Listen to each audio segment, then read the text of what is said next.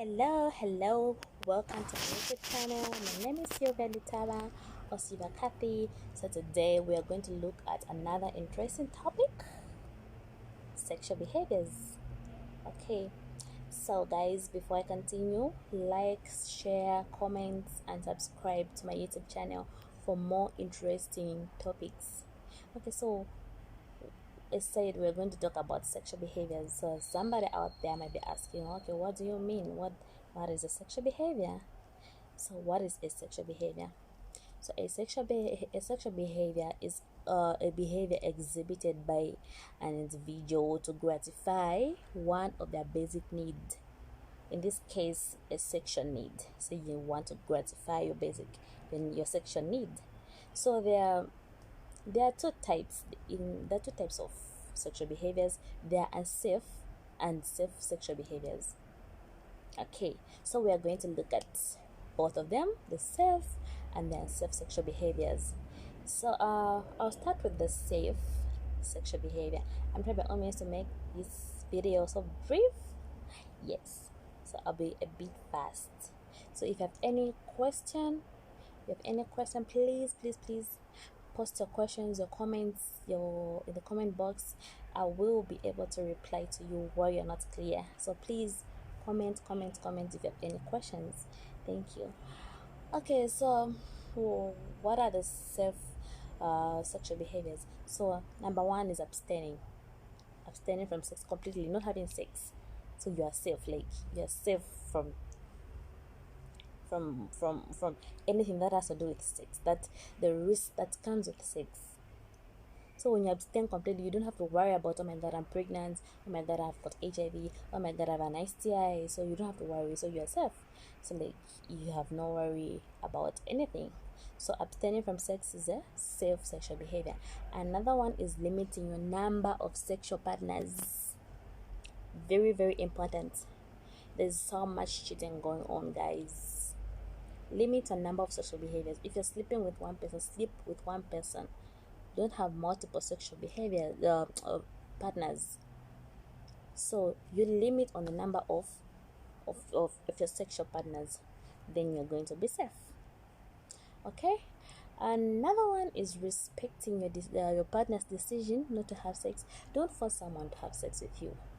I mean, you're in a relationship and they'll be like, you just have to have sex with me because I'm a girlfriend, because I'm a boyfriend. It's not a forcing matter. So you have to respect people's decisions not to have sex. Okay, and communicating clear sexual limits to your partner of what you do and what you won't do. So if someone doesn't want to have, for instance, anal sex, don't force them. You have to communicate your sexual limits. Okay, this is what you can do, this is what you can't do. So you don't have to force them to say, oh my god, we have to do this because you belong to me, because I'm your wife, because I'm your husband. No. So you have to communicate your sexual limits with your partner. So that's a safe sexual behavior. Okay, another one is being honest with your partner about your feelings. So you have to be honest at all times with your partner about your feelings. If you feel like, okay, I think maybe we should okay, this is just an example. You tell your partner to say, we can't have unprotected sex before we test. So if you need to be honest with your partner, don't be scared to speak out if you're not comfortable about something. You should be able to be free to communicate with your partners. And you should also be honest about your sexual history. If before your partner you had unsafe sex and you're not sure if your sexual partners were positive or HIV positive or HIV negative, you didn't test with them, you also didn't go on your personal taste. If you're not sure about that, you need to be very, very honest with your partner about your sexual history. They need to know, so they will know what to do. Not like at the end of the day they blame you. Maybe you have STIs and then you pass it on to them, and then they'll end up blaming you to say, you gave me STIs. So at the beginning, be honest with yourself, with your partner about your sexual history. Okay. So and also you have to keep into one partner's HIV status known. So let's say for instance, I have a husband, I'm married, and I go to test alone, and then I discover that I am HIV positive. I shouldn't be able to keep quiet. Don't keep quiet. Talk to your partner. Tell them to say, okay, you know what? I am HIV positive, so I think you should also go and test. Maybe you're also positive. You never know. There's some people whereby they're disconduct couples whereby the other one is negative, the other one is positive.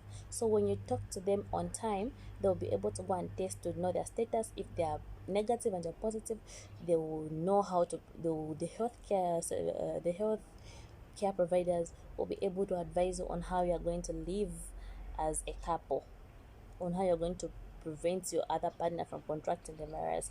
So you need to be very honest about your partner's your status to your partner. You need to let them know your HIV status. Okay. And also another safe sexual behavior is faithfulness. Try by all means to be faithful. If possible, stick to one partner. Don't sleep around. Okay, that's the correct word to use. Don't indulge with a lot of people. If you're in a relationship, be faithful, stay faithful to a partner, then you'll be safe. Okay, so quickly let's look at the self-sexual behaviors. So it's just the opposite of the sexual behaviors. So having unprotected sex is unsafe for you because you never know, you may end up sleeping with somebody who is HIV positive or somebody who has STIs. So that's very unsafe for you. So you don't need to have unprotected sex. So having unprotected sex is unsafe sexual behavior. Okay, and then pressuring your partner to have sex. If somebody doesn't want to have sex with you, don't force them to have sex with you. Don't pressure somebody to have sex with you because at that moment you feel like you want it.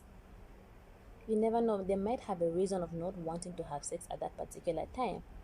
So don't pressure your partner to have sex.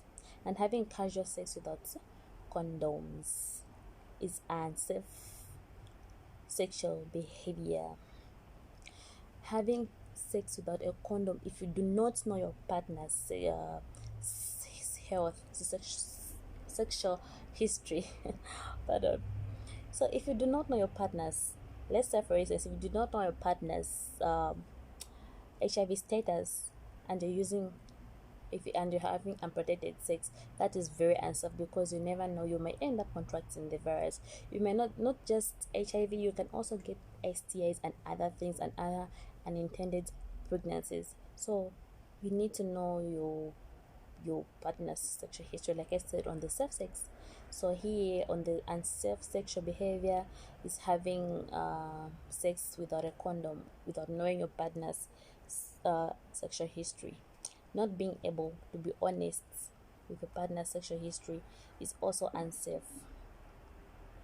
Not respecting your partner's decision not to have sex is also unsafe because somebody doesn't want to have sex and then you'll be there. So you have to respect somebody. If they say I don't want, I don't want. Don't you have to respect their decisions. They have the right to say no, they have the right to say yes to you if they want to have sex or if they don't want to have sex. Rape is unsafe because you get raped by maybe the rapists that always do that. You don't even know their status, and then anyway, like rape is something that somebody doesn't really intend for, but that's very unsafe. So I think something should be done about rape. It's not nice. It's not correct because those people mostly they don't even use condoms. They just meet a girl.